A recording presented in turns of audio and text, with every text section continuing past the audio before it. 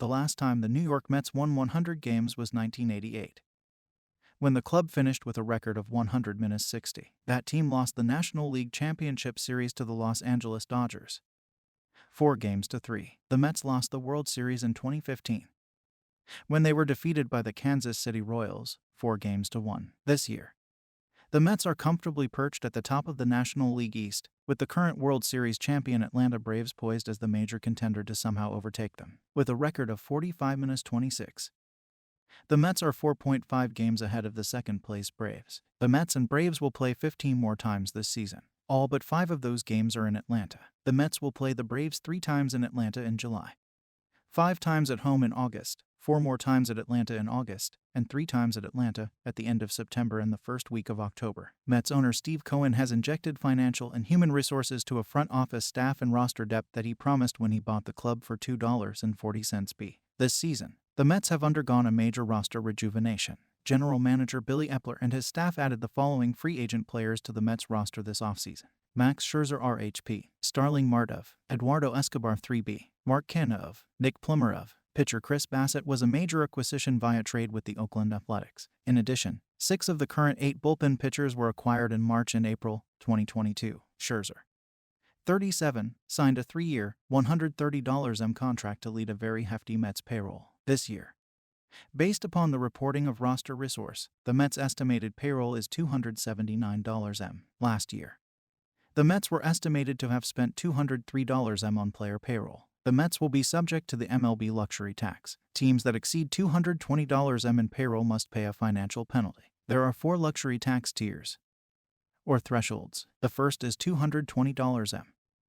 The second $250, the third $270, and the highest and most expensive threshold kicks in at $290. Mets pitching. The Mets have accomplished their outstanding success without right-handed all-star pitchers Max Scherzer and Jacob deGrom, as both have spent considerable time on the injured list. Scherzer has a strained left oblique. He has progressed to starting a minor league rehabilitation assignment June 21st. It should be noted that during his rehabilitation work in Florida, Scherzer was bitten on the right hand by his dog, but his injury was not serious, and it didn't impact his return schedule. deGrom, 34, was diagnosed with a stress reaction in his right shoulder at the end of spring training. He has been throwing bullpen sessions, and he may be able to return in early or mid-July. Most recently, right-hander Tyler Megill, 26, went on the injured list in mid-June with a strained shoulder. Megill had started 9 games for the Mets this year. Joey Lucchesi, a right-hander that could be used as a starter or reliever, had Tommy John surgery in June 2021.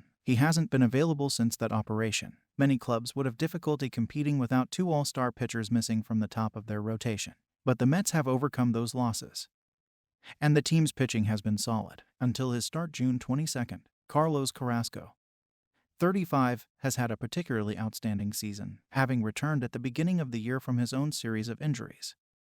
Carrasco has been remarkably consistent. At the start of play June 22nd, Carrasco had a record of 8-3, with a 4.42 ERA. However, Carrasco had a rough outing against the Houston Astros. He had to leave his June 22nd start after 2.1 innings with lower back tightness. He had yielded 5 hits and 4 runs. His condition will be monitored closely. As noted by MLB.com, the Mets rank 6th in the National League, with a .389 earned run average. The Mets' 1.23 whip also ranks 6th in the league. The opposition is hitting .237 against Mets pitching, which also ranks 6th, according to Roster Resource.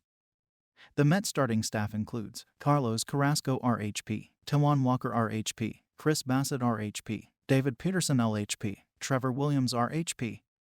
If needed, a strong bullpen, led by closer Edwin Diaz and including work equally distributed among Drew Smith, Seth Lugo, Adam Ottavino, Joely Rodriguez and more, have effectively supported the rotation. Mets offense. The Mets offense has been led by right-handed hitting first baseman Pete Alonso. Alonso has already hit 20 home runs and driven in 66 runs. A dangerous hitter, Alonso is prominently mentioned in discussions to be the starting National League first baseman for the All-Star game. It will likely be either Alonso or St. Louis Cardinals' Paul Goldschmidt. Switch hitting Francisco Lindor has rebounded from a mediocre season last year to production more reminiscent of expectations.